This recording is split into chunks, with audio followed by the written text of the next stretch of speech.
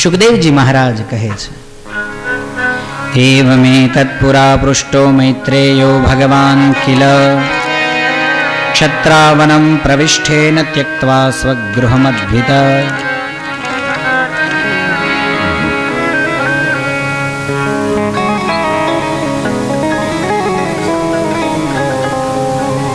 ઉદ્ધવજી વિદુરજીને મળ્યા છે. બંને જણાએ સત્સંગ કર્યો છે. ભગવાનનો અતિ રહસ્યમય ઉપદેશ, જીવન મુક્ત થવા માટેનો, ધામ સુધી પહોંચવાનો એ ઉપદેશ ઉદ્ધવજીએ વિદુરજીને દીધો છે. અને ઉદ્ધવજીએ વિદુરજીને કહ્યું છે કે આપ મૈત્રેય મુનિ પાસે જાઓ. ઘણી બધી કથાઓ સંભળાવી છે.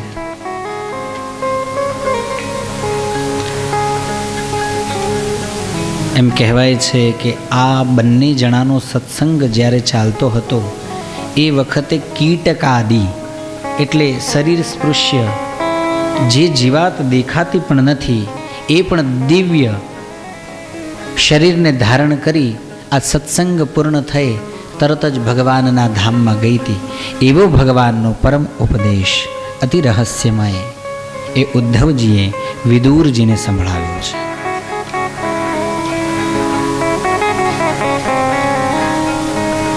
આગળ ચોથા અધ્યાયની અંદર ઉદ્ધવજીએ વિદુરજીની રજા માગી છે, નમસ્કાર કર્યા છે, પ્રણામ કર્યા છે. બંને ભક્તો અલગ થયા છે. વિદુરજી મૈત્રેય મહર્ષિની પાસે ગયા છે. વિદુરજીએ પ્રશ્નો કર્યા છે અને એના મૈત્રેય મહર્ષિએ બહુ જ સુંદર ભગવાનની કથા સ્વરૂપે જવાબો આપ્યા છે. એ પહેલા ભગવાનના સ્વરૂપને જાણવા માટે થઈ અને વિદુરજીએ પ્રશ્ન કર્યો છે કે જે દેખાઈ રહ્યું છે એ શું છે અને જે નથી દેખાતું એ શું છે? જે સંભળાઈ રહ્યું છે એ શું છે અને જે નથી સંભળાતું એ શું છે?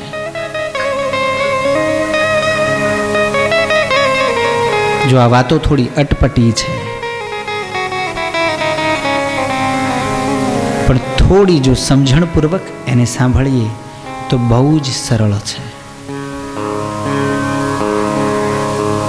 આ પ્રશ્નનો ઉત્તર આપતા મૈત્રેય મહર્ષિ કહે છે, આ બંને જણા પણ હરિદ્વારમાં મળ્યા છે, બ્રહ્મઘાટ ઉપર. અને ત્યાં હવે આ સત્સંગ ચાલ્યો છે.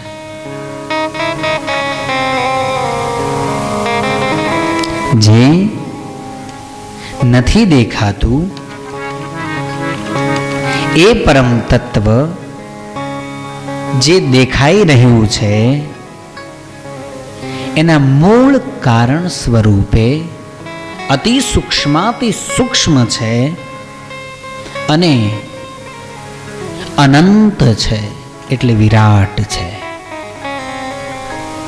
અઘરું થયું થોડું, સરળ કરીએ. દ્રશ્યમાન જગત, દ્રશ્યમાન જગતમાં ઉપર છલ્લી દ્રષ્ટિ નાખીએ, મોટી મોટી જો વાત કરીએ તો નદી, પર્વતો, વૃક્ષો. તો અહીંયા મૈત્રેય મહર્ષિ વિદુરજીને કહે છે કે આ સમસ્ત સમષ્ટિ એટલે સૃષ્ટિ એ કેવળ ભગવાનના જ શરીરનો વિસ્તાર છે. શ્રી હરિ જ આ સૃષ્ટિ સ્વરૂપે આપણી સાથે છે.